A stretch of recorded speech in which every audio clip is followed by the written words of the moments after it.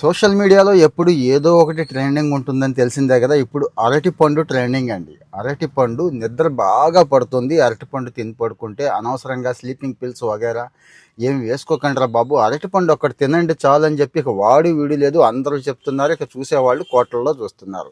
సరే, దీని వెనకాల ఏమైనా ఫ్యాక్ట్ ఉందా అనేది ఒకసారి చెక్ చేద్దామండి. యాక్చువల్గా నిద్ర మాత్రలకు పూర్తిగా అరటిపండు సమానం కాదు. అలాగని నిద్ర మాత్రలు వేసుకోమని నేనైతే చెప్పట్లేదు.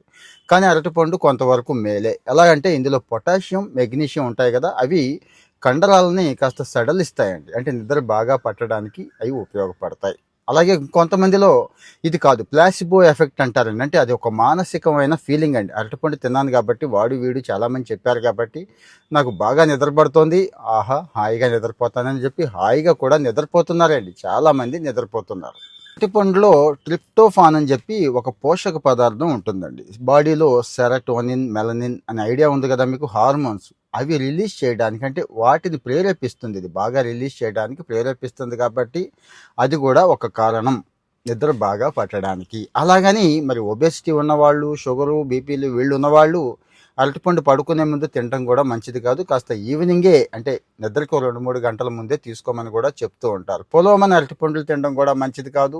వెయిట్ లాస్ వగైరా చేసేవాళ్ళు ఉంటారు చూడండి, ఆ టిప్స్ ఏదైతే ఫాలో అవుతున్నారో వెయిట్ లాస్ కోసం పాపం గట్టిగా ట్రై చేసేవాళ్ళు మళ్ళీ ఇక్కడికి వచ్చి దెబ్బ అయిపోకూడదు. కానీ ఓవరాల్గా మామూలు రోజుల్లో కంటే కూడా ఒక అరటిపండు ఈవినింగ్ టైంలో తినటం వల్ల కొంతవరకు అయితే మేలే జరుగుతుంది. ఎందుకంటే నిద్ర మాత్రలతో పోల్చుకుంటే ఇది 100% మంచిది కాబట్టి, సహజ సిద్ధమైన ఆహార పదార్థం కాబట్టి. సో అలాగని అందరికీ పనిచేస్తుందా అంటే ఏమో, ఈ ప్లేసిబో ఎఫెక్ట్ ఉంది కదా, ఎక్కువ మందికి అదే ఎఫెక్ట్. ఇప్పుడు మన వాళ్ళందరికీ కూడా బాగా పట్టుద్ది బాగా పట్టుద్ది బాగా పట్టుద్ది అంటే ఒక రకమైన మీకు తెలిసిందే కదా. సో పట్టొచ్చు.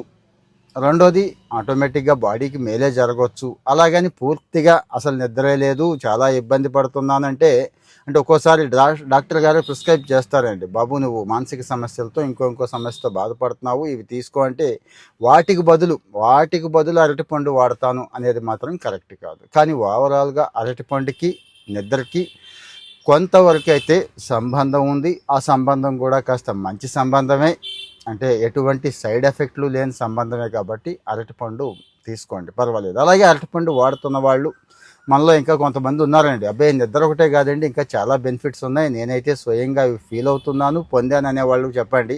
ఈ అరటిపండు తింటూ తింటూ చాలామంది చూస్తున్నారు కదా, లక్షల్లో చూస్తున్నారు కదా, ఒకళ్ళిద్దరైనా ఉంటారు ఖచ్చితంగా.